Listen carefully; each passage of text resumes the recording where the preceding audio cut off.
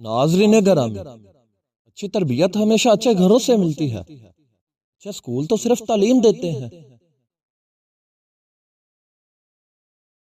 کسی فقیر کا تمہارے در پر آنا بڑے راز کی بات ہے۔ وہ آتا تو بظاہر کچھ مانگنے ہے، مگر سوار کے تمہاری آخرت کو چلا جاتا ہے۔ گھڑی کی ٹک ٹک کو معمولی مت سمجھو، یہ زندگی کے درخت پر کلہاڑی کے وار ہیں۔ جس دن آپ کو قرآن پاک سمجھ میں آ گیا، اس دن تمہارا نہ کوئی مسئلہ ہوگا اور نہ ہی کوئی فرقہ۔ ماتھے پر نشانے سجدہ سجا کر غرور مت کرو، وہ نیتوں سے نتیجے نکال لیتا ہے۔ طنز وہ تیر ہے جسے اگر شہد میں بھگو کر بھی مارا جائے تو بھی اس کی کرواہٹ کم نہیں ہوگی۔ اگر آپ کا بلڈ پریشر غریب کے سامنے جلدی چڑھ جاتا ہے اور امیر کے سامنے نارمل ہو جاتا ہے تو آپ بلڈ پریشر کا نہیں بلکہ منافقت کا علاج کروائیں۔ غصہ وہ واحد حرام شے ہے جسے پینا ثواب ہے۔ تم جیسا سلوک مخلوق خدا سے کرو گے، اللہ پاک ویسا ہی سلوک آپ سے کرے گا۔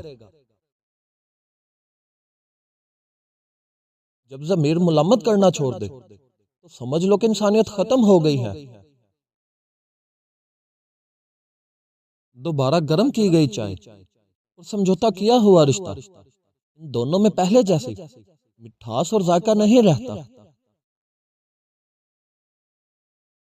کبھی کبھی انسان کو اس کی بیوقوفی نہیں بلکہ ضرورت سے زیادہ اس کی چالاکی لے ڈوبتی ہے۔ کبھی بھی لذت کے لیے گناہ نہ کرنا، کیونکہ لذت تو ایک دن ختم ہو جائے گی مگر گناہ نہیں۔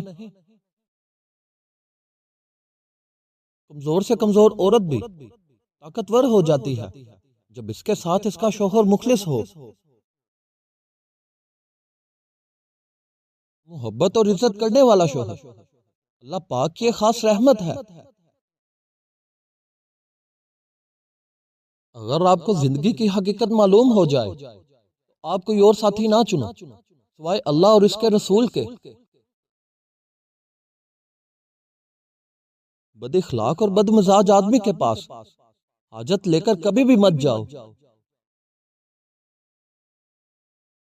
اور ناظرین گرامی، صبر رکھو، ہر چیز آسان ہونے سے پہلے ہمیشہ مشکل ہی ہوتی ہے۔ نسلی دوست کتنا بھی ناراض کیوں نہ ہو مگر وہ دشمنوں کی صف میں کبھی بھی کھڑا نہیں ہوگا۔ چقندر اور گاجر کا جوس پی لیا کرو، انشاءاللہ آنکھوں کے گرد سیاہ حلقے ہمیشہ کے لیے ختم ہو جائیں گے۔